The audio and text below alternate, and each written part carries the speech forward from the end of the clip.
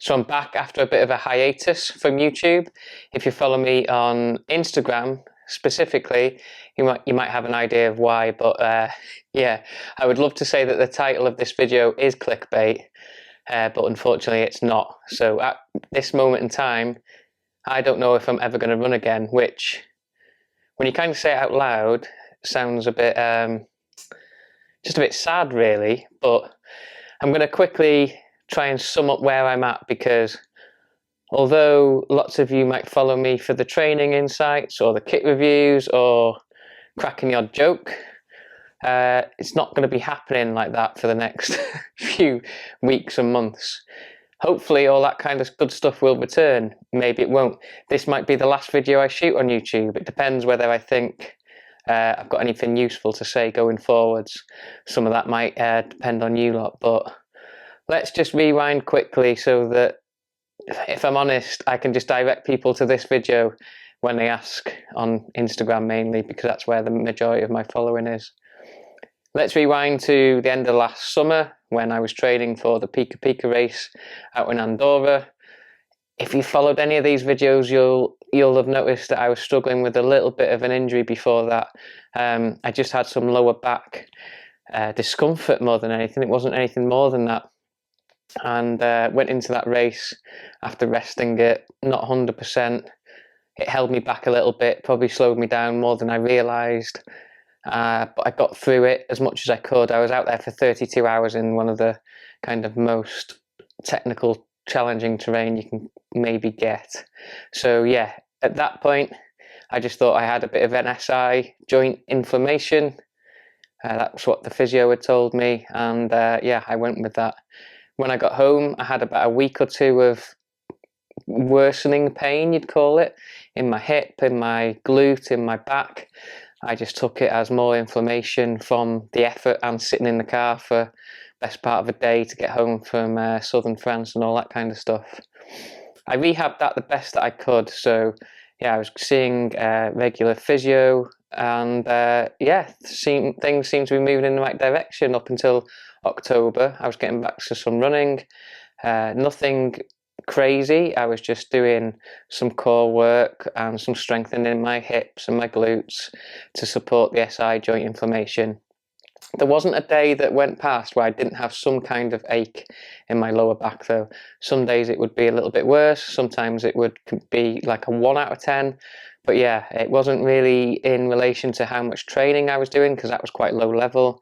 It was just, yeah, I was living with it at the time. October, I had that amazing trip out with ASICS or ASICS, depending on where you're from. They'd invited me out as part of the media to review some shoes and just, yeah, see what they're up to for next year, and for UTMB, and then their shoes that are coming out and all that kind of stuff. I managed to get in a race there, so I raced quite hard. I was very unfit, but yeah, I had a good downhill race, and then a good another leg of a race. I did the most running I'd done since August, and I didn't feel too bad off the back of it, if I'm honest. Yeah, no real flare up there. The week after again, I felt quite sore, and I realised that I'd overdone it a little bit. So it was another trip to the physio, and we reined it back in.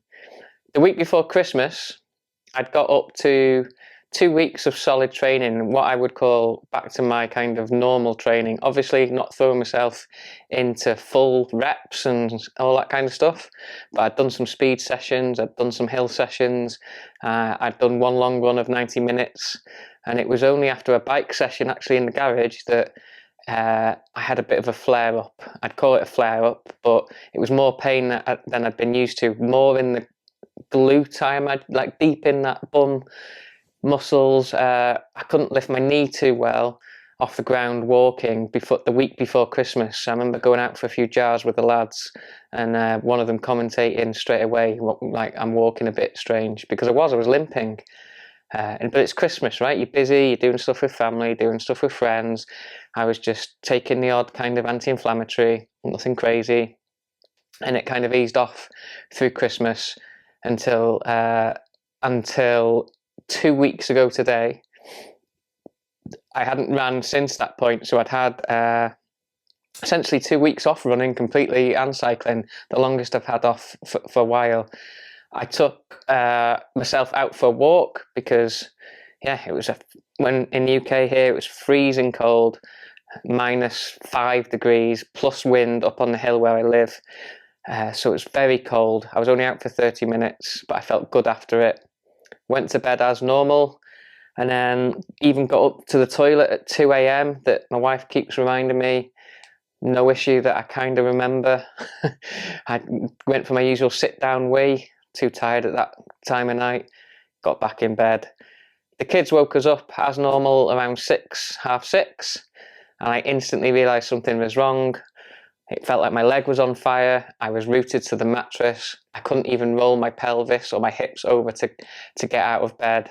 And I was in a lot of pain. I was almost, it felt like I was in a vice. So my knee was coming up a little bit towards my chest.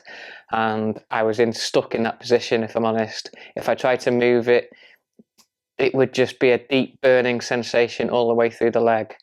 Obviously, there was something wrong. My wife sorted out the kids and took them to school and all. In this time, I'm desperate for a wee, but couldn't get to the toilet. And I was in bed for about an hour and a half since waking.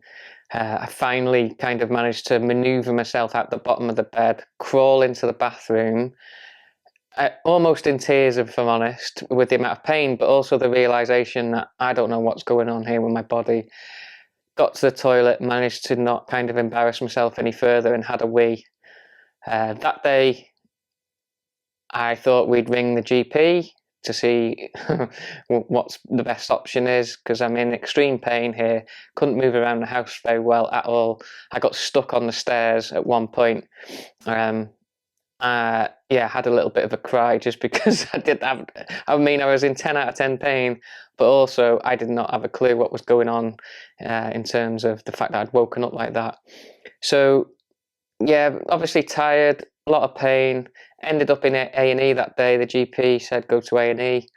A long wait there as per normal, yeah, nothing wrong with that, but uncomfortable wait, obviously.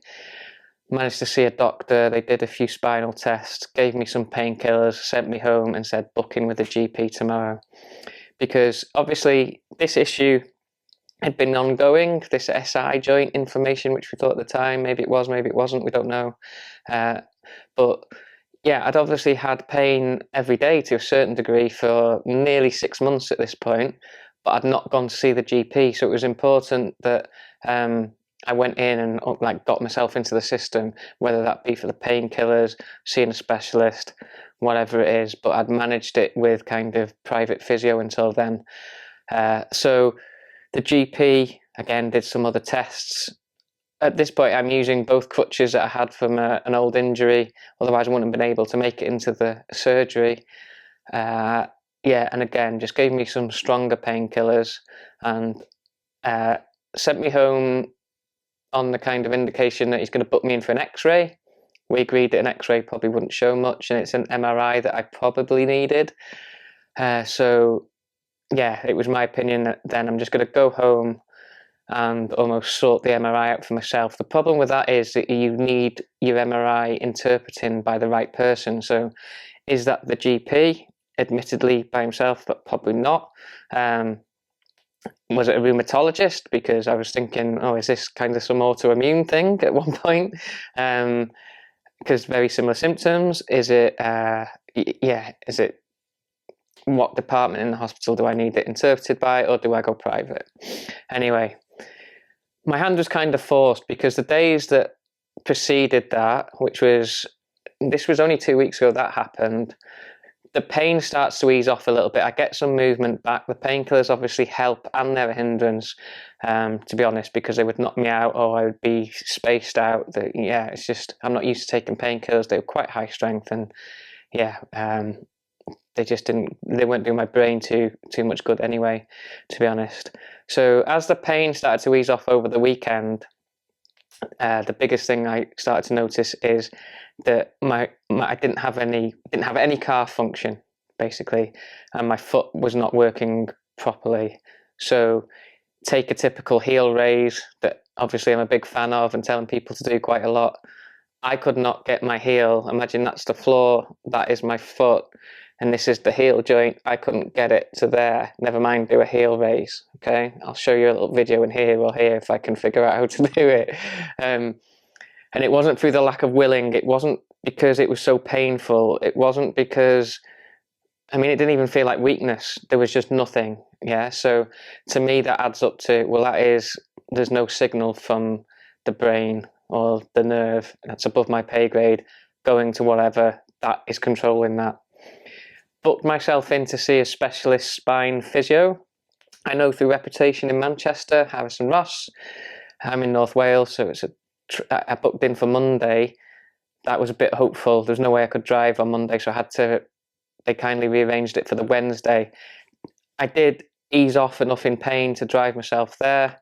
Still very painful and couldn't walk properly. And yeah, within 20 minutes, the physio could see some red flags, enough to send me back to A&E. So yeah, I was hoping, I don't know what I was hoping would be the case with this muscle and the calf and things like this, because it was dead to me. It was just, yeah, for want of a better word, flaccid. There was no stimulation there at all, which I laugh about, but it is obviously worrying because nothing has changed now. Trying to fast forward this story a little bit, because I ended up in Manchester, and through his connections, I could get into, I could go and check myself into A&E in Manchester with a letter from the physio explaining the red flags, because there's nerves in there that you, I had a bit of loss of sensation, and going to the toilet was a little bit difficult. So you have to check for things like cauda equina and stuff, which is not a nice thing to have. They have some invasive tests, and I needed to get that checked out. The team there were amazing. I got to get through A&E very quickly. In fact, I didn't have to queue because of this letter. I knew one of the ladies in the team, the specialist there. She works as an emergency medic on some of the events I've done. So she was great at translating what's going to happen. I went for an MRI very quickly, and then we were waiting on the results. The results showed that it was actually a disc herniation, and it wasn't just a disc herniation, so it wasn't just bulging out. Part of it had fragmented basically and was pushing on the nerve, or it affected the nerve. So it's an L5-S1 herniation, so that's the bottom lumbar vertebrae and your sacrum. Pretty sure that's right, the disc in between there, to the very bottom, like where you sit. Part of that is bulged out, it's broken off, and it's pushing on the S1 nerve. Now, when you Google the S1 nerve, it's quite clear that that's the problem, because it can control foot function, it can control your lower leg in terms of gastrocnemius, soleus, calf complex. So that is what the issue was. And then I had about 10 minutes to make a decision whether I was going to have surgery or not, to try and rectify that, because depending on level of pain and the problem that you've got, as far as I'm aware, the disc can be broken down and reabsorbed into your own body, kind of thing, as long as you rest it. So that is one thing that can happen. Or you can have surgery to go and basically take the fragment out, for putting it a bit simple. It's more complicated than that, but with the idea being of, once you take the pressure off that, or take whatever it's done away to the nerve, maybe hopefully you get the sensation and the feeling back, and the signal can go again.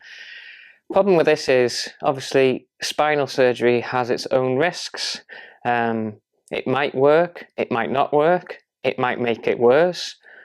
So I had a decision to make, and then luckily, after a bit more further conversation, the fact that my pain was easing, although the function wasn't coming back at all, that led us to think that we're going to give it 3 or 4 weeks, go back to see the spinal surgeon and see where we're at. That was a week ago. Now I can move about. I'm not in that much pain day to day. Mornings I'm in some discomfort, evenings I'm in some discomfort, but yeah, it's gone. The pain has dissipated to the point where, as if I didn't have this obvious issue with my leg, I would be doing, maybe I'd be in the pool maybe, or I would be doing some like proper physio rehab. the fact of the matter is I've got no movement, no function in my calf muscle at all. Okay, so the test for that is like the knee knock. So if they do the knee knock for the reflex, I do get a little bit of a dull reaction. If you do it on my Achilles, so imagine if you hit your Achilles with a hammer, what would happen? You'd get a reaction. There's absolutely nothing. I feel it, right, but nothing happens. So yeah, that's as much as I can tell you right now. I obviously can't run. I obviously can't do any form of exercise really. I'm in and out of pain. I've probably got 2 weeks left to see if there's any kind of glimmer of improvement with the calf, and then maybe we'll have a conversation with the surgeon. But I can see what's going to happen. I'm going to get back with the surgeon. I'm going to have to make the choice. Do I have spinal surgery or not? I think that's pretty much the decision I've got to make in the next couple of weeks.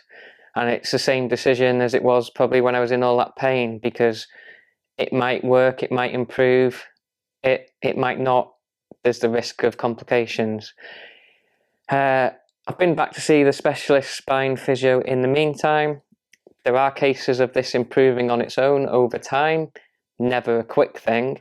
I know some people have shown me great support and saying I'll be back out there soon, and yeah, give it till the summer and I'll be back out there. The reality of this is any kind of good news has been a year. And even then, they've not got full calf function or strength back. It's just enough to run. Because most of the time, this injury isn't showing up in runners and stuff like that. I mean, I've just got limited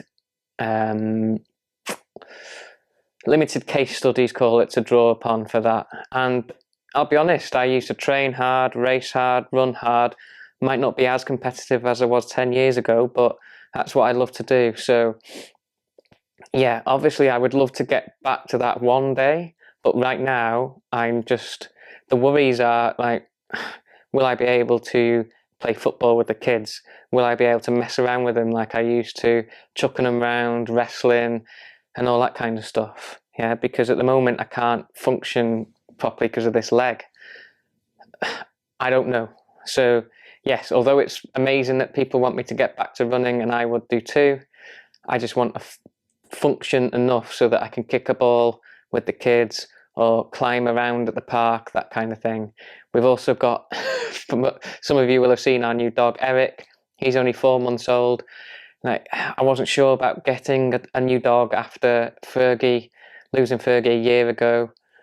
I got him because I was lonely on my runs and stuff like that, mainly. Not lonely, but it was nice having a dog join you on the runs, and that was the plan. So yeah, who knows? I don't even know if I'm ever going to run with the dog again. And this might sound a bit pessimistic or a bit of a downer, but that's just where I'm at right now, and I can point people to this video. It might help someone who's going through long-term injury. It might sound like I'm just being a miserable bastard, and maybe there is a miracle in 3 or 4 weeks. Yeah, but this is where I'm at right now. So yeah, no gear reviews for a while in terms of running and stuff like that. But what I'm going to do is, as long as there's something to share with you, I will probably share it. So we'll give it a couple of weeks. You can probably follow a little bit more detail in terms of if you're on Instagram and stuff. I'm giving regular updates, but I'm not going to bore people too much with it. But it might be interesting when I go and see the physio again, if there's any improvement at all. What kind of tests are we doing, things like that. If I go into spinal surgery or not, I'm sure that might be useful to someone. It might not be right now, but it might be in a year or 2 years, because it'll be sitting on YouTube and they'll put in the same injury that I've got, and maybe my experience over the next month or so, 6 months and a year plus, might be a help to them. Yeah, so that's where I'm at. Thank you very much if you got this far on this video, and I will catch up with you soon.